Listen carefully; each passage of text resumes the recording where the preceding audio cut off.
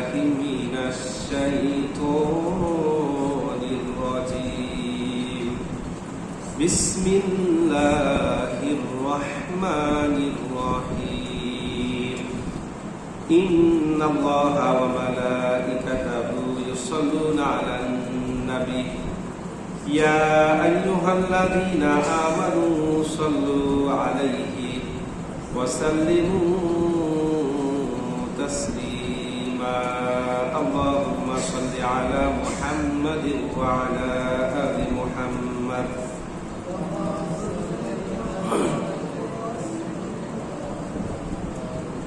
إنك حميد مجيد اللهم بارك على محمد وعلى آل محمد كما باركت على إبراهيم وعلى آل إبراهيم إنك حميد مجيد الحمد لله সম্মানিত উপস্থিতি আজ 24 জুলাই 2026 খ্রিস্টাব্দ 9 শ্রাবণ 1433 বঙ্গাব্দ 9 সফর 1448 হিজরি অর্থাৎ সফর মাসের দ্বিতীয় জুমায় মহান আল্লাহ পাক আমাদের সবাইকে বিভিন্ন রকম দুনিয়াবি ব্যস্ততা থেকে আরাম করে নানান রকম অসুখ বিসুখ রোগ শোক বিপদ আপদ বালা মুসিবত থেকে হেফাজত করে সপ্তাহের সর্বশ্রেষ্ঠ দিনে সপ্তাহের সর্বশ্রেষ্ঠ ইবাদত জুমার নামাজ আদায় করার লক্ষ্যে পৃথিবীর সবচাইতে পবিত্রতম জায়গা আল্লাহর ঘর মসজিদে আসার তৌফিক দিয়েছেন সেই জন্য অন্তরে অন্তঃস্থল থেকে সেই রবের দরবারে তারই শেখানো বাক্যে কালিমাতুল শুকর আদায় করি আলহামদুলিল্লাহ রব্বানা লাকাল হামদ হামদান কাসীরান তাইয়িবান মুবারাকান ফীহি সকল প্রশংসা একজনের জন্য তিনি কে সম্মানিত উপস্থিতি আজকে আমরা যে বিষয়ের উপর আলোচনা করব তার শিরোনাম হলো পরকাল দিবসে মানুষের আমল তথা কৃতকর্মের কয়েকটা রাত সাক্ষী যারা আল্লাহ পাক রব্বুল আলামিনের দরবারে আমাদের বিরুদ্ধে সাক্ষ্য দিবেন সম্মানিত উপস্থিতি আল্লাহ পাক রব্বুল আলামিন আমাদেরকে অত্যন্ত সুন্দর আকৃতিতে সৃষ্টি করেছেন এবং এই পৃথিবীতে বিচরণশীল হাজার হাজার মাখলুকের মধ্যে শ্রেষ্ঠত্ব দিয়েছেন সর্বশ্রেষ্ঠ মর্যাদার অধিকারী করেছেন আল্লাহ পাক রব্বুল আলামিন সূরাতুল ইসরা 70 নম্বর আয়াতের মধ্যে বলছেন ওয়ালাকাদ কাররামনা বানি আদম ওয়া হামালনাহুম ফিল বাররি ওয়াল বাহরি ওয়া রাযাকনাহুম মিনাত তাইয়্যিবাতি ওয়া ফাদ্দালনাহুম আলা কাসীরিম মিম্মান খালাকনা তাফদীলা আল্লাহ পাক বলছেন অবশ্যই আমি আল্লাহ তাআলা বনি আদমকে সম্মানিত করেছি তাদেরকে জলে ওই স্থলে চলাচলের জন্য বাহন দিয়েছি পবিত্র রিজিক দিয়েছি ওয়াফাদ্দালনাহুম আলা কাসীরিম মিম্মান খালাকনা তাফদীলা এবং সকল সৃষ্ট জীবের উপর আমি আল্লাহ পাক রব্বুল আলামিন মানুষকে শ্রেষ্ঠত্ব দিয়েছি তো আমাদেরকে আল্লাহ পাক রব্বুল আলামিন সৃষ্টি করেছেন কেন তার ইবাদত তথা দাসত্বের জন্য আসলে নিয়ম হচ্ছে মানুষ আল্লাহ পাক রব্বুল আলামিনের ইবাদত করবে আর সকল সৃষ্ট জীব মানুষের উপকার কল্যাণ এবং খেদমত করবে সুনানে বাইহাকির এক হাদিসে রাসূল বলেন আদ-দুনিয়া খুলিকতু লাকুম ওয়া আনতুম খুলিকতুম লিল আখিরাহ দুনিয়া ও দুনিয়ার মধ্যে যা কিছু আছে এই সব কিছু সৃষ্টি করা হয়েছে তোমাদের কল্যাণ উপকার এবং সেবার জন্য ওয়া আনতুম খুলিকতুম লিল আখিরাহ আর তোমাদেরকে সৃষ্টি করা হয়েছে আখিরাতের জন্য এর মানে আমরা চাইলেও চিরদিন এই দুনিয়াতে থাকতে পারবো না ঠিক কি না কারণ আমাদেরকে আল্লাহ পাক সৃষ্টি করেছেন কিসের জন্য পরকাল দিবসের জন্য এখানে পাঠিয়েছেন কেন পরীক্ষার জন্য এই যে দুনিয়াতে আল্লাহ পাক রব্বুল আলামিন আমাদেরকে এত এত নিয়ামত দিয়েছেন সুখ শান্তি আরাম আয়েশ ভোগ বিলাসিতার উপকরণ দিয়েছেন কেন দিয়েছেন যেন এগুলো ভোগ করার বিনিময়ে আমরা অতি সহজেই আল্লাহ পাক রব্বুল আলামিনের ইবাদত করতে পারি তার আদেশ নিষেধগুলো বাস্তবায়ন করতে পারি ঠিক কিনা এই যে আল্লাহ পাক রব্বুল আলামিন আমাদেরকে এত এত নিয়ামত দিয়েছেন এগুলো ভোগ করার বিনিময়ে আমরা কি পরিমাণ আমল করছি ইবাদত করছি নাফরমানি করছি সীমা লঙ্ঘন করছি এগুলো দেখার মতো কেউ আছে না নাই আছে আমাদের প্রত্যেকটা কথা কাজ উঠা বসা চলা ফেরা মুভমেন্ট সব কিছু পর্যবেক্ষণ করার জন্য আল্লাহ পাক রব্বুল আলামিন কয়েকটা প্রহরী নিয়োজিত করে রেখেছেন, যারা প্রতিনিয়ত আমাদের কৃতকর্মগুলো অবজার্ভ করছেন, দেখছেন। আমরা যতই চেষ্টা করি না কেন তাদেরকে এড়িয়ে চলার, তাদেরকে স্কিপ করার, তাদের চোখ ফাঁকি দেওয়ার কোনো যোগ্যতা, সুযোগ আল্লাহ পাক রব্বুল আলামিন আমাদেরকে কি করেন নাই, দেন নাই। তারা সর্বদা স্ব অবস্থানে থেকে আমাদেরকে অবজারভেশন করছে। আমরা যখন কোনো ভালো কাজ করছি সঙ্গে সঙ্গে তারা সেটা লিখে রাখছেন। পক্ষান্তরে আমরা যখন কোনো খারাপ কাজ করছি সেটাও তারা অনুরূপভাবে লিখে রাখছেন।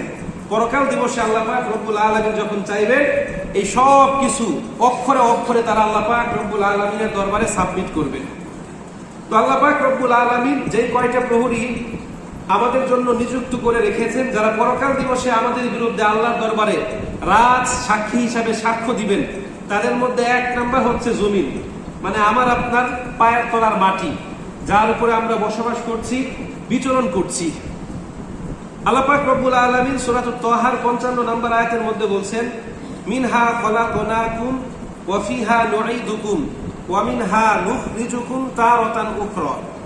আমি আল্লাহ পাক মাটি থেকে তোমাদেরকে সৃষ্টি করেছি, মৃত্যুর পরে মাটির মধ্যেই তোমাদেরকে রেখে আসা হবে। ওয়া মিনহা নুখরিজুকুম তারাতান উখরা, আর সবশেষ বিচারের জন্য এই মাটি থেকেই তোমাদেরকে আমি আল্লাহ পাক রব্বুল আলামিন আবার হাসরের ময়দানে উঠাবো, ঠিক কিনা? তো পরকাল দিবসে এক নম্বর রাজ সাক্ষী দিবে, তার নাম কি? মাটি।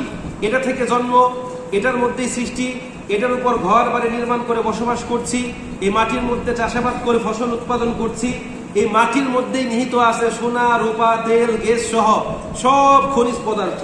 মোট কথা বলতে গেলে আমাদের জীবন উপকরণের জন্য যা যা দরকার তার ম্যাক্সিমাম এলিমেন্ট কোথা থেকে আসে? মাটি থেকে আসে। তো মাটির উপর বসবাস করছি, এর উপর ঘর বানিয়ে থাকছি, আবার এই মাটির যে সৃষ্টিকর্তা রব, তার সঙ্গে প্রতিনিয়ত নাফরমানি করছি, যার ফলে প্রতিনিয়ত এই মাটি আমাদেরকে খেয়ে ফেলতে চায়, ধ্বংস করতে চায়, গিলে ফেলতে চায়। কিন্তু আল্লাহ পাক রব্বুল আলামিনের আদেশ না থাকায় সে নীরবে আমাদের সকল অত্যাচার সহ্য করে যাচ্ছে। কিন্তু এমন একটা সময় আসবে যেদিন আল্লাহ পাক রব্বুল আলামিন মাটিকে আদেশ দিবেন, আজকে তোমার যত রাগ আছে তুমি সব কিছু ঢেলে দাও। সেদিন এই জমিন কি করতে পারে? মানুষ শুধু বলবে আজকে জমিনের কি হলো। এটা আল্লাহ পাক রব্বুল আলামিন সূরাতুল জিলজালের মধ্যে উল্লেখ করেছেন। আল্লাহ পাক বলেন, ইযা যুলজিলাতিল আরদু জিলজালাহা ওয়া আখরাজাতিল আরদু আসফালাহা ওয়া ক্বালাল ইনসানু মা লাহা ইয়াওমা ইদিন তুহাদ্দিসু আখবারাহা বিআন্না রাব্বাকা আওহা লাহা। আল্লাহ পাক বলছেন, যখন পৃথিবী প্রচন্ড বেগে প্রকম্পিত হবে, ওয়া আখরাজাতিল আরদু আসফালাহা, তার অভ্যন্তরে থাকা সব কিছু বের করে দিবে, ওয়া ক্বালাল ইনসানু মা লাহা, মানুষ শুধু বলবে আজকে জমিনের কি হলো, সেই সব কিছু ধ্বংস করে দিচ্ছে। আল্লাহ পাক বলেন, ইয়াউমা ইদিন তুহাদ্দিসু আখবারাহা বিআন্না রাব্বাকা আওহা লাহা, সেদিন জমিন আল্লাহ পাক রব্বুল আলামিনের আদেশে তার অভ্যন্তরে সংগঠিত সকল কৃতকর্মের সংবাদ কাকে দিবেন? আল্লাহ পাক রব্বুল আলামিনকে দিবেন। আর মানুষ শুধু বলবে আজকে জমিনের কি হলো। কিতাবে নাম সহিহ মুসলিম, হাদিস নাম্বার 1013, রাসূল কারীম সাল্লাল্লাহু আলাইহি সাল্লাম বলেন, সেদিন জমিন তার অভ্যন্তরে থাকা সোনা, রূপা সহ যত মূল্যবান পদার্থ আছে এই সব কিছু বের করে দিবে। এগুলো দেখার পর মানুষ বলবে, যে ব্যক্তি হত্যাকারী সে বলবে, হ্যাঁ এই সম্পদের জন্যই আমি আমার ভাইকে হত্যা করেছিলাম। এগুলো দেখার পর আত্মীয়তার সম্পর্ক ছিন্নকারী বলবে, হ্যাঁ এই সম্পদের জন্যই আমি আমার আত্মীয়তার সম্পর্ক ছিন্ন করেছিলাম। এগুলো দেখার পর অন্যের হক নষ্টকারী বলবে, এগুলো ভোগ করার জন্যই আমি আরেকজনের হক নষ্ট করেছিলাম। চোর সেদিন বলবে, এই সম্পদের জন্যই আমি চুরি করেছিলাম, যার ফলে দুনিয়াতে আমার হাত কেটে দেওয়া হয়েছিল। আজকে সব সম্পদ আমাদের কাছে, আমরা নিতে পারছি না। কেন? কারণ এগুলো নিলেও কোনো কাজে আসবে না। পরকাল দিবসে টাকা পয়সা ধন সম্পদ দিয়ে জান্নাত কেনা যাবে? সহজ উদাহরণ, বাংলাদেশে যদি আপনি উগান্ডার মুদ্রা নিয়ে দোকানে যান, বলেন এটা দিয়ে আমাকে চাল দাও, দিবে দোকানদার? কারণ বাংলাদেশের কারেন্সি কি? টাকা। বাংলাদেশের কারেন্সি কি? টাকা। আপনি যদি দোকানে ডলার নিয়ে যান, তারা আপনাকে বাজার দিবে? দিবে না। তো পরকাল দিবসের কারেন্সি কি? নেকি। যার যত নেকি আছে সে তত ভালো থাকবে, যার যত নেকি আছে তার সম্মান মর্যাদা তত কি হবে? বেশি হবে। এই জন্য ওই দিন ধন সম্পদ থাকলেও কোনো কি আসবে না, কাজে আসবে না। কিতাবে নাম সুনান তিরমিজি, হাদিস নাম্বার 2429, রাসূল বলেন, ও আমার উম্মতের দল, তোমরা কি জানো সেদিন জমিন কোন কোন বিষয়ে আল্লাহ পাক রব্বুল আলামিনকে সংবাদ দিবে? তখন তারা বললেন যে আল্লাহ এবং তার রাসূল ভালো জানেন। তখন রাসূল বললেন যে তার অভ্যন্তরে সংগঠিত সকল কৃতকর্মের সংবাদ সেদিন জমিন আল্লাহ পাক রব্বুল আলামিনের কাছে পৌঁছে দিবেন। আর মানুষ শুধু বলবে আজকে জমিনের কি হলো, এমন জায়গায় আমি এই অপরাধটা করেছি, কোনো মানুষ দেখে নাই, কোনো গরু ছাগল দেখে নাই, কোনো পোকাও ছিল না, কিন্তু সেখানে কে ছিল? জমিন ছিল। আমরা যেখানেই থাকি আমাদের মাটির তলায় একটা জিনিস তো থাকে, ঠিক কিনা? হয় ইট থাকে। ইট কি থেকে তৈরি? ইট কি থেকে তৈরি? এই টাইলস কি থেকে তৈরি? তো আমরা যেখানেই থাকি মাটি আমাদের পায়ের তলায় আছে না নাই? এটাকে এড়ানোর কোনো সুযোগ আমাদের আছে? সেদিন জমিন বলবে আজকে আল্লাহ পাক রব্বুল আলামিন আমার জবান খুলে দিয়েছে, যেমনি ভাবে সকল সৃষ্টজীবের জবাব খুলে দিয়েছে। আজকে আমি সব আল্লাহ পাক রব্বুল আলামিনকে বলবো, তোমরা দিনের আলোতে, রাতের আধারে, খোলা আকাশের নিচে, চার দেয়ালের মাঝখানে কখন, কোথায়, কিভাবে কি করেছো, সব কিছু আমি আল্লাহ পাক রব্বুল আলামিনকে বলে দিব। দেখেন, আল্লাহ পাক রব্বুল আলামিনের আদেশ পেলে এই জমিন কতটা ভয়ঙ্কর হতে পারে, এটা আমরা একটা উদাহরণের মাধ্যমে জানার চেষ্টা করি। এই ঘটনাটা মূলত তাফসির ইবনে কাসির, রুহুল মানি, কুরতুবী, তাফসিরে জালালাইন সহ সকল তাফসির কিতাবের মধ্যে আছে। এটা হচ্ছে মুসা আলাইহিস সালাতু ওয়াস সালামের চাচাতো ভাই কারুন। আল্লাহ পাক রব্বুল আলামিন এই কারুনকে অনেক ধন সম্পদ দিয়েছিল। আল্লাহ পাক রব্বুল আলামিন কারুনকে অনেক ধন সম্পদ দিয়েছিল, কিন্তু সে এই ধন সম্পদের মোহে অন্ধ হয়ে গিয়েছিল। আল্লাহ পাক রব্বুল আলামিনের নিয়ামতগুলোকে সে অস্বীকার করতে শুরু করলো এবং এগুলোই তার জন্য কাল হয়ে দাঁড়ালো। পাশাপাশি কারণ ছিল তৎকালীন যে কিতাব আসমানি তাওরাত, এই তাওরাত কিতাবের একজন হাফেজ। সে অত্যন্ত চমৎকার সুরে তাওরাত তেলাওয়াত করতে পারত। তো আমাদের বর্তমান সময়ের মতো তার কাছে তাওরাতের তেলাওয়াত ভালো লাগতো, কিন্তু এটার যে আইন কারণ আছে এটা কি লাগতো না, ভালো লাগতো না। যেমনি ভাবে আমাদের কাছে কোরআন তেলাওয়াত ভালো লাগে, ঠিক কিনা?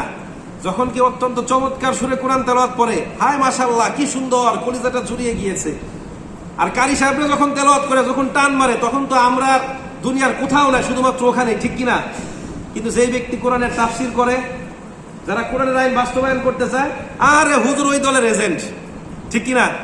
মানে কোরআন তেলাওয়াত আমাদেরও ভালো লাগে যতক্ষণ তেলাওয়াতের মধ্যে সীমাবদ্ধ, কিন্তু যখন আইনের কথা বলবেন তখন এটা আর ভালো লাগে না, এটা মৌলবাদীদের আইন, ঠিক কিনা? সম্মানিত উপস্থিতি, তো বলছিলাম এই কারণকে আল্লাহ পাক রব্বুল আলামিন অনেক সম্পদ দিয়েছিল। তো তাকে আল্লাহ পাক এত সম্পদ দিয়েছিল, এর উপমাটা আল্লাহ পাক কিভাবে দিচ্ছেন? তার এই ধন সম্পদ যে বাক্সগুলোর মধ্যে সংরক্ষিত, ওই বাক্সগুলোর যে তালা, সেই তালার যে চাবি, এই চাবি বহন করার জন্য একদল শক্তিশালী মানুষ প্রতিনিয়ত নিয়োজিত থাকতো। দেখেন আল্লাহ পাক কি উপমা দিয়েছেন। তো এই কারণ সমাজে নানান রকম ফেতনা ফাসাদ শুরু করলো, কারণ অহংকার এমন একটা বিষ, এটা যদি কারো চরিত্রের মধ্যে প্রবেশ করে তা ধ্বংস অনিবার্য। পাশাপাশি পরিবার, সমাজ এবং রাষ্ট্রের জন্য সে কি আনে? বিপদ ডেকে আনে। এটা আমরা অতীতে অনেকবার দেখেছি। তো কারণ মুসা আলাইহিস সালাতু ওয়াস সালামের সঙ্গে হিংসা বিদ্বেষ শুরু করলো। সে বলতে লাগলো যে আমি মুসার স্থলাভিষিক্ত হওয়ার একমাত্র উপযুক্ত, কিন্তু মুসা আমাকে তার নায়েব তথা সহকারী নবী না বানিয়ে সে তার আপন ভাই হারুনকে বানিয়েছে। কারণ হারুন তার আপন ভাই আর আমি তার চাচাতো ভাই, এই জন্য মুসা পক্ষপাতিত্ব করেছে। সম্পদের মুহে পড়ে সে ভুলে গিয়েছিল যে নবুয়াত ও রিসালাতের দায়িত্ব কার পক্ষ থেকে আসে? আল্লাহ পাক রব্বুল আলামিনের পক্ষ থেকে। আল্লাহ পাক যাকে যোগ্য মনে করেন তার উপরই রিসালাতের দায়িত্ব কি করেন? অর্পণ করেন। তো এই কারণ যখন দেখলো যে মুসা আলাইহিস সালাতু ওয়াস সালাম আল্লাহ পাক রব্বুল আলামিনের নবী এবং তার ভাইকে সহকারী নবী বানিয়ে এলো, তখন তার দাম্ভিকতা আরো বেড়ে গেল। তো সমাজের মানুষ কারণকে বললো, ইয়া কারণ, তুমি তোমার সম্পদ নিয়ে দম্ভ করো না। আল্লাহ পাক রব্বুল আলামিন দাম্ভিকদেরকে পছন্দ করে না। তোমাকে আল্লাহ পাক যে সম্পদ দিয়েছে এগুলো দিয়ে তুমি আল্লাহ পাক রব্বুল আলামিনের অনুগ্রহ অর্জনের চেষ্টা করো, পাশাপাশি আত্মীয় স্বজন, গরিব মিসকিন যারা আছে এদেরকে দান করো। তখন কারণ বলল, আল্লাহ পাক আসমান থেকে আমাকে এই সম্পদ নাজিল করে নাই, আমি আমার নিজ জ্ঞানের দ্বারা এই সম্পদ কি করেছি? অর্জন করেছি। ঠিক আমাদের বর্তমান যুগের ধনীদের মতো আমাদের অবস্থা যখন খারাপ থাকে, আল্লাহ আল্লাহ আল্লাহ ছাড়া আর কিছুই বুঝি না, কিন্তু যখন আমাদের একটু সম্পদ হয় তখন আমরা বলি আমার 15 বছরের পরিশ্রম আর তীক্ষ্ণ মেধা দিয়ে আমি এই ব্যবসা প্রতিষ্ঠানটা দাঁড় করিয়েছি, ঠিক কিনা? আমরা বলি না অত্যন্ত চমৎকার শুনে যে আমার যোগ্যতা দিয়ে আমি এই সম্পদ অর্জন করেছি, কারো সাহায্য লাগে নাই, ঠিক কিনা? তো আল্লাহ পাক দেখেন কারণের সম্পর্কে কি বলছেন। সূরাতুল কাসাস 76 থেকে 78 নম্বর আয়াত। আল্লাহ পাক বলেন, ইন্না কারুনা কানা মিন কওমি মূসা ফাবাগা আলাইহিম ওয়া আতাইনাহু মিনাল কুনুজি মা ইন্না মাফাতিহাহু লাতানূউ বিল উসবাতি উলিল কুওয়া ইয ক্বালা লাহু কওমু লা তাফরাহ ইন্নাল্লাহা লা ইউহিব্বুল ফারিহিন। আল্লাহ পাক বলছেন, নিশ্চয়ই কারণ ছিল মুসা আলাইহিস সালাতু ওয়াস সালামের সম্প্রদায়ের একজন মানুষ, যে তার জাতির উপর জুলুম করেছিল। আল্লাহ পাক বলেন, ওয়া আতাইনাহু মিনাল কুনুজ, আমি আল্লাহ পাক তাকে এত সম্পদ দিয়েছিলাম, মা ইন্না মাফাতিহাহু লাতানূউ বিল উসবাতি উলিল কুওয়া, যে সম্পদ যে বাক্সের মধ্যে জমা, ওই বাক্সুর যে তালা, ওই তালার চাবি বহন করার জন্য একদল শক্তিশালী মানুষ নিয়োজিত থাকতো। ইয ক্বালা লাহু কওমু লা তাফরাহ, যখন তাকে বলা হলো, ইয়া কারণ তুমি দম্ভ করো না, নিশ্চয় আল্লাহ পাক দাম্ভিকদেরকে পছন্দ করে না। তারা আলো বলল, ওয়ালা তাবগি ফিহা আয়াতুল্লাহি দারুল আখিরাহ ওয়ালা তানসা নাসিবাকা মিনাদ দুনিয়া ওয়া আহসিন কামা আহসানাল্লাহু ইলাইকা ওয়ালা তাবগিল ফাসাদা ফিল আরদ ইন্নাল্লাহা লা ইউহিব্বুল মুফসিদিন। হে কারণ, তুমি এই সম্পদ দ্বারা আল্লাহ পাক রব্বুল আলামিনের অনুগ্রহ অর্জনের চেষ্টা করো, পাশাপাশি দুনিয়াতে তোমার যে সকল দায়িত্ব আছে আত্মীয় স্বজন এতিম মিসকিনদের প্রতি, এগুলো কি করো, আদায় করো। আর তুমি ফিতনা ফাসাদ করো না, আল্লাহ পাক ফিতনাবাজদের পছন্দ করে না। তখন কারণ বলল, ইন্নামা উতিতুহু আলা ইলমিন ইনদি, আমি আমার জ্ঞানের দ্বারাই সম্পদ অর্জন করেছি, আল্লাহ পাক আসমান থেকে আমাকে এই সম্পদ কি করেন নাই, দেন নাই। তো একদিন এই কারণ তার জাক জমক পোশাক পরিধান করে, তার যে কর্মচারী আছে খাদেম খুদ্দাম সহ একদম ঐশ্বর্যপূর্ণ পরিবেশে রাস্তায় বের হলো। এখন তাকে দেখার পর মানুষ আফসোস করতে লাগলো, যেমন আমরা বর্তমান যুগে কোন এমপি মন্ত্রীকে যখন দেখি গাড়ি নিয়ে আসে, ইস আমি যদি তার মতো হতে পারতাম, তার যে অবস্থান ওই অবস্থানটা যদি আমার হতো, তখন তারাও কারণকে দেখে বললো, ইস কারণকে আল্লাহ পাক সব রহমত ঢেলে দিয়েছে, যদি তার মতো আমরা হতে পারতাম। তো এইভাবে তাকে দেখে মানুষ কি করছিল, আফসোস করছিল, তার মতো হওয়ার চেষ্টা করছিল। তো কারণকে আল্লাহ পাক রব্বুল আলামিনের পক্ষ থেকে আদেশ দেওয়া হলো যে, কারণ তোমাকে এত সম্পদ দেওয়া হয়েছে, এই সম্পদের যাকাত তোমাকে দিতে হবে। প্রত্যেক 1000 স্বর্ণ মুদ্রার বিনিময়ে একটা স্বর্ণ মুদ্রা, আর 1000 বকরির বিনিময়ে একটা বকরি আল্লাহ রাস্তায় কি করতে হবে, যাকাত দিতে হবে। তো কারণ বাসায় গেল, যখন হিসাব করে দেখলো যে 1000-এ একটা করেও যদি দেই, আমার হিউজ অ্যামাউন্ট সম্পদ হাতছাড়া হয়ে যাচ্ছে, তখন সে একটু বেঁকে বসলো যে না, যাকাত দেওয়া যাবে না। আমাদের বর্তমান যুগের মতো, আমাদের বর্তমান যুগে যখন 1 লাখ টাকা 2500 টাকা যাকাত আসে, অত্যন্ত সুন্দর করে ইমাম সাহেবের সঙ্গে পরামর্শ করে যে আমি যাকাত দিলাম, হুজুরও যেন জানে, যাকাতটা আদায় করে দেই।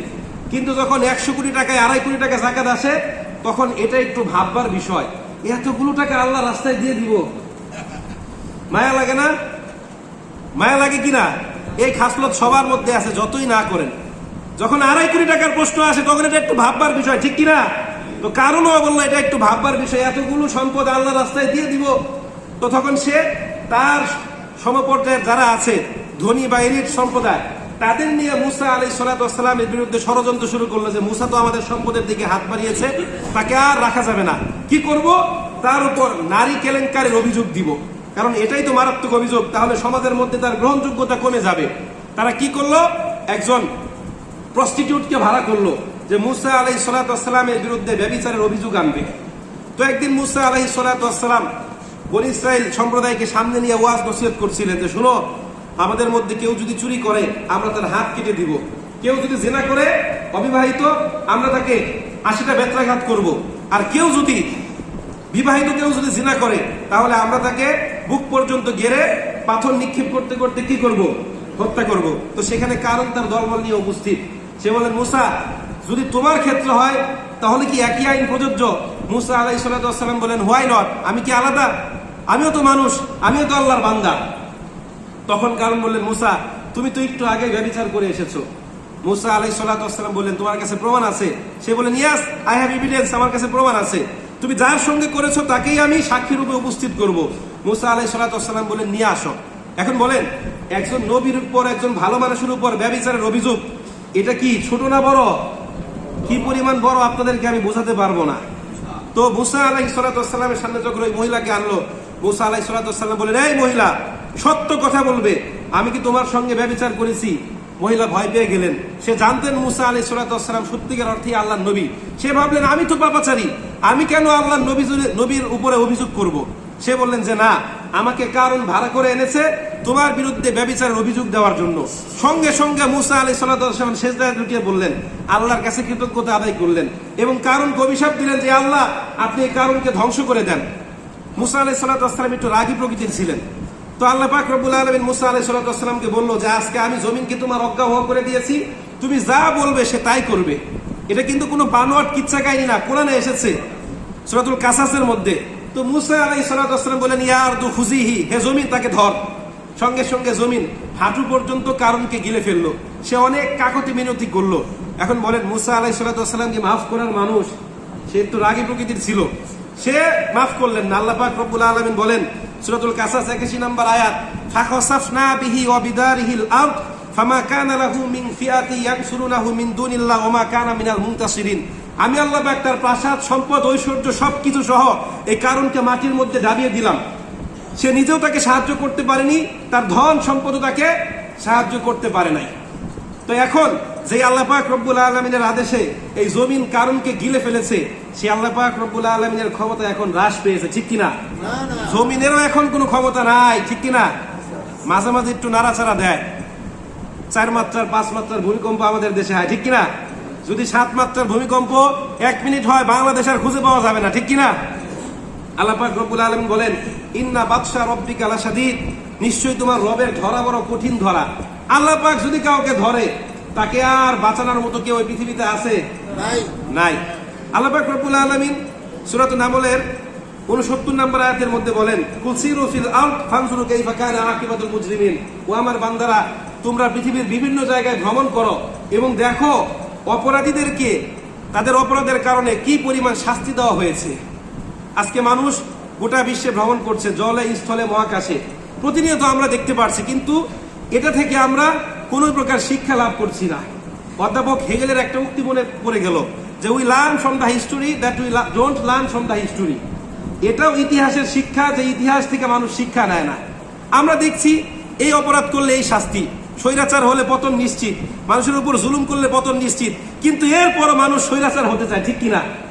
আজকে সকালবেলা এক ভাইয়ের সঙ্গে কথা বলছিলাম যে 24শে জুলাই বিপ্লবের পরে ভেবেছিলাম যে আমাদের দেশটা অনেক সুন্দর হবে, কিন্তু সবকিছু কি, এই ভাই এখন এখানে আছে, সবকিছু কি আগের মতো? কোনো কিছু চেঞ্জ হয়েছে? সবকিছু আগের মতোই। ওই যে we learn from the history that we don't learn from the history, এটাও ইতিহাসের শিক্ষা, যে ইতিহাস থেকে মানুষ কি করে না, শিক্ষা নেয় না। তো দেখেন আল্লাহ পাক বলেন, ফাতাবিরু ইয়া উলিল আবসার ফাতাবিরু ইয়া উলিল আলবাব, তোমরা কুদরতের নিদর্শন অবলম্বন করো, অবশ্যই এগুলোর মধ্যে রয়েছে যারা জ্ঞানী, তাদের জন্য দিক নির্দেশনা।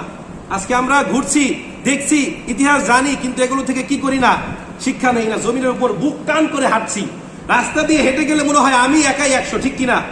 আমি এই এলাকার কাউন্সিলর, আমি অমুক জায়গার তুমুক, আরে আমার সঙ্গে মাতাব্বরি, এরকম আছে না নাই? একদিন আসবে যেদিন এই জমিন আপনাকে কি করবে, গিলে ফেলবে, 1 মাসও লাগবে না, ঠিক কিনা? সম্মানিত উপস্থিতি, পরকাল দিবসে মানুষের বিরুদ্ধে 1 নাম্বার সাক্ষ্য দিবেন কে? জমিন। 2 নাম্বার সাক্ষী এটা হচ্ছে ফেরেশতা। আল্লাহ পাক রব্বুল আলামিন সূরাতুল ইনফিতরের 10 থেকে 12 নম্বর আয়াতের মধ্যে বলেন, ওয়া ইন্না আলাইকুম লাহাফিজিন কিরামান কাতিবিন ইয়ালামুনা মা তাফআলুন, অবশ্যই অবশ্যই তোমাদের প্রত্যেকটা কাজ রেকর্ড করা হচ্ছে, সংরক্ষণ করা হচ্ছে। কারা করছেন? কিরামান কাতিবিন, 2 জন সম্মানিত লেখক ফেরেশতাদ্বয়, ইয়ালামুনা মা তাফআলুন, তোমরা যা করো তারা তাই কি করেন, জানেন। দেখেন, শুনেন, মানুষের জন্মের পর থেকে শুরু করে মৃত্যু পর্যন্ত একটা মুহূর্তের জন্য তাদেরকে পৃথক হওয়ার কোনো সুযোগ আছে? আমরা যেখানেই থাকি, নির্জনে, জনসম্মুখে, টয়লেটে, ওয়াশরুমে, জঙ্গলের মধ্যে, 4 দেয়ালের মাঝখানে, সব জায়গায় তারা কি করছে? আমাদের কৃতকর্মগুলো পর্যবেক্ষণ করছে। Police, RAB, DGFI, CIA, FBI, যত বড় বড় গোয়েন্দা সংস্থা বলেন, মোসাদ, সবাইকে ফাঁকি দেওয়া গেলেও এই সকল ফেরেশতাদেরকে ফাঁকি দেওয়ার কোনো সুযোগ আছে? সিসি ক্যামেরা, স্যাটেলাইটের তীক্ষ্ণ দৃষ্টি, এই সব কিছুকে ফাঁকি দিতে পারবেন, কিন্তু এদেরকে ফাঁকি দেওয়ার কোনো সুযোগ নাই। আল্লাহ পাক সূরাতুল কাফের 21 থেকে 24 নম্বর আয়াতের মধ্যে বলেন, ওয়াজাআত কুল্লু নাফসিম মাআহা সাইকু ওয়া শাহিদ লাকাদ কুনতা ফি গাফলাতিন মিন হাযা ফাকাশাফনা আনকা গিতাআকা ফাবাসরুকা আল-ইয়াওমা হাদিদ ওয়া ক্বালা করিনু হাযা মা লাদাইয়া আতীদ। আল্লাহ পাক বলছেন, সেদিন প্রত্যেক মানুষের জন্য থাকবে 2 জন করে লোক, একজন হচ্ছে সায়েক, আরেকজন হচ্ছে শাহিদ। সায়েক বলা হয় পথ প্রদর্শক, বা আপনারা রাখালও বলতে পারেন, যে মানুষকে হাঁকিয়ে কবর থেকে কোথায় নিয়ে যাবে, হাসরের ময়দানে। আর শাহিদ শব্দের অর্থ হচ্ছে সাক্ষী, যার কাছে থাকবে কি আমলনামা। তো আল্লাহ পাক রব্বুল আলামিনের দরবারে নেওয়ার পর তারা সব কিছু অক্ষরে অক্ষরে কাকে বুঝিয়ে দিবেন? আল্লাহ পাক রব্বুল আলামিনের কাছে। আল্লাহ পাক বলেন লা ইয়াসুনাল্লাহা মা আমারহুম ওয়া ইয়াফআলুনা মা ইউমারুন।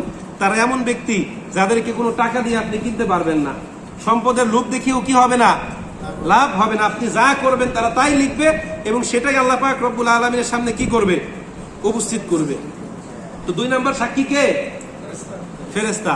পরকাল দিবসে আমাদের কৃতকর্মের বিরুদ্ধে 3 নম্বর যে সাক্ষী আমাদের বিরুদ্ধে সাক্ষ্য দিবে তার নাম কি জানেন? তার নাম হচ্ছে আমাদের আমলনামা বা রেজিস্টার খাতা।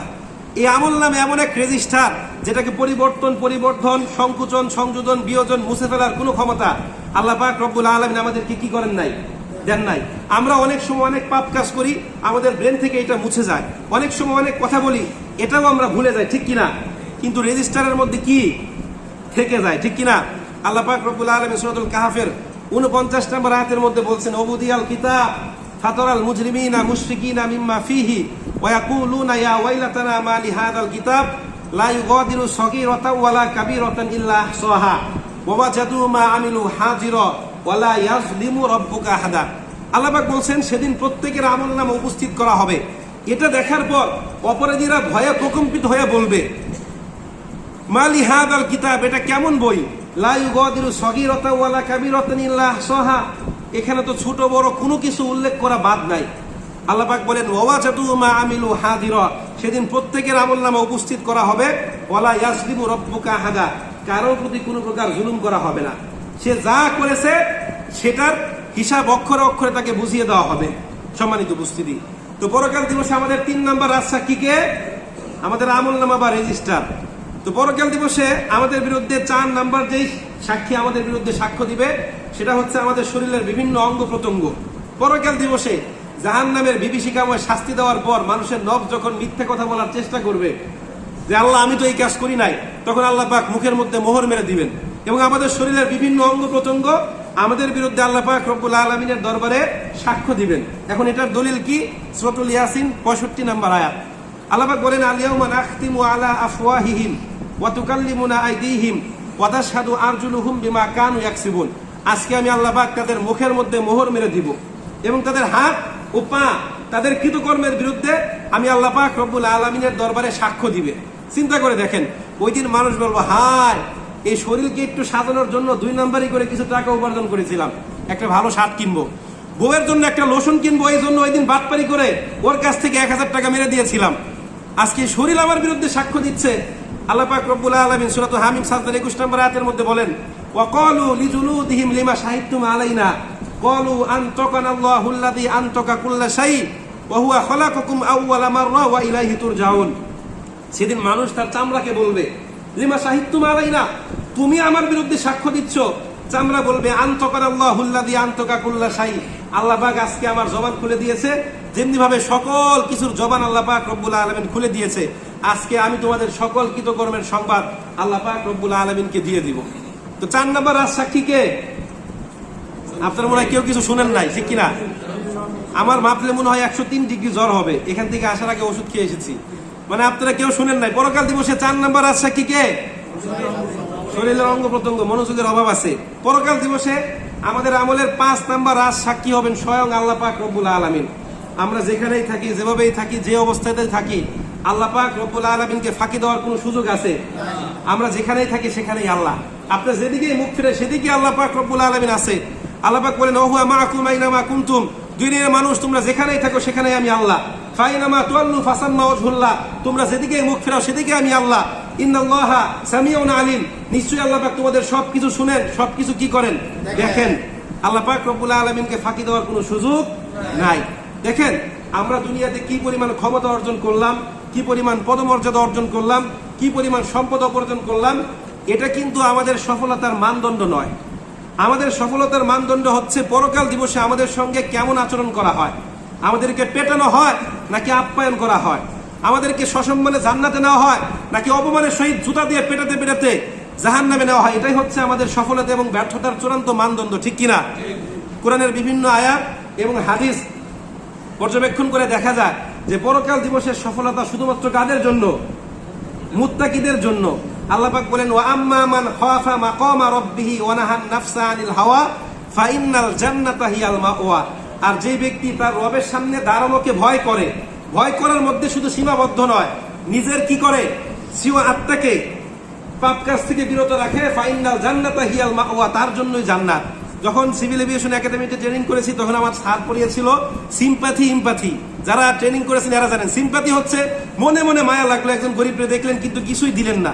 আর ইম্প্যাথি মানে কি, মনে মনে মায়াও লাগলো, সরাসরি তাকে কি করলেন, সাহায্য করলেন। যারা ট্রেনিং করেছেন তারা বুঝতে পারবেন, যারা করেন না এরা বুঝতে পারবেন না।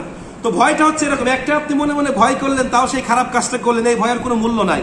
আরেকটা আপনি ভয়ও করলেন, খারাপ কাজ থেকে নিজেকে কি রাখলেন, বিরতও রাখলেন। এখন বলেন তো আল্লাহ পাক রব্বুল আলামিনকে ফাঁকি দেওয়ার কোনো সুযোগ আছে? কোনো সুযোগ আল্লাহ পাক রব্বুল আলামিন রাখে নাই। কিন্তু আমরা বোকা, আমরা যখন দুনিয়াতে কোনো ভিআইপি প্লেসে যাই, যখন শুনি জায়গাটা সিসি ক্যামেরা দ্বারা নিয়ন্ত্রিত, তখন অত্যন্ত সতর্কতার সাথে চলাফেরা করি। হায় হায়, এখানে মন্ত্রী মিনিস্টার আছে, আমাদের দ্বারা যেন কোনো প্রকার খারাপ কাজ সংগঠিত না হয়, তাহলে এটা আমার প্রেস্টিজে লাগবে, ঠিক কিনা? অত্যন্ত সুন্দর করে নরম করে হাঁটি, সুন্দর করে চলাফেরা করি। কিন্তু এই যে দুনিয়াতে আমরা আছি, এখানে আমাদের প্রত্যেকটা কিন্তু রেকর্ড করা হচ্ছে, সর্বক্ষণিক আল্লাহ পাক রব্বুল আলামিন আমাদেরকে দেখছেন। এখানে কিন্তু আমরা এই সতর্কতা অবলম্বন করি না, ঠিক কিনা? আল্লাহ পাক রব্বুল আলামিন সূরাতুল ফাজরের মুতাফফিফিনের মধ্যে বলছেন আলা ইয়াজুন্নু উলাইকা আন্নাহুম মাবউসুন লিয়াউমিন আযীম ইয়াওমা ইয়াকুমুন নাসু লিরাব্বিল আলামিন। মানুষ কি ধারণা করে না মৃত্যুর পর তাকে আবার এই কবর থেকে উঠানো হবে, লিয়াউমিন আযীম, সেই মহান দিবসে, ইয়াওমা ইয়াকুমুন নাসু লিরাব্বিল আলামিন, সেদিন সকল মানুষকে আল্লাহ পাক রব্বুল আলামিনের সামনে দাঁড়ানো লাগবে। এটা চিন্তা করেন কেউ? এটা যদি চিন্তা করতো তাহলে চোর চুরি করতো না, ঘুষখোর ঘুষ খেতো না, আর এটা ঘুষ কিছে আমাকে চা খেতে দিয়েছে, ঠিক কিনা? দালালি করতো না। তো যাই হোক, আল্লাহ পাক রব্বুল আলামিন সূরাতুল আনফালের 29 নম্বর আয়াতের মধ্যে আমাদেরকে একটা মেসেজ দিচ্ছেন, সবশেষে এটা বলে যায়। আল্লাহ পাক বলছেন ইয়া আইয়ুহাল্লাযীনা আমানু ইন তাত্তাকুল্লাহা ইয়াজআল লাকুম ফুরকানা ওয়া ইউকাফিরু আনকুম সাইয়্যাতিকুম ওয়া ইয়াগফির লাকুম যুনুবাকুম ওয়াল্লাহু যুল ফাদলিল আযীম। আল্লাহ পাক বলছেন ইয়া আইয়ুহাল্লাযীনা আমানু, হে ঈমানদারেরা, ইন তাত্তাকুল্লাহা ইয়াজআল লাকুম ফুরকানা, যদি তোমরা আল্লাহ পাক রব্বুল আলামিনকে ভয় করো তাহলে আল্লাহ পাক তোমাদেরকে সত্য মিথ্যার পার্থক্য করার মতো ক্ষমতা দিবেন। এর মানে যারা আল্লাহকে ভয় করে তারা শুধুমাত্র সত্য মিথ্যার পার্থক্য করতে পারে, আর যারা ভয় করে না তারা সত্য মিথ্যার পার্থক্য কি করতে পারে না। তার কাছে সবকিছু কি মনে হয়, এক মনে হয়। তো যেই কয়টা আয়াত বললাম, প্রত্যেকটা আয়াত আমাদেরকে একদিকে ইন্ডিকেট করে, সেটা হচ্ছে তাকওয়া। তাকওয়া অবলম্বন করতে হবে, আল্লাহকে ভয় করতে হবে, পরকাল দিবসের জন্য প্রস্তুতি নিতে হবে। আল্লাহ পাক রব্বুল আলামিন আমাদের সবাইকে পরকাল দিবসের পূর্ণাঙ্গ প্রস্তুতি নেওয়ার মতো তৌফিক দান করুন।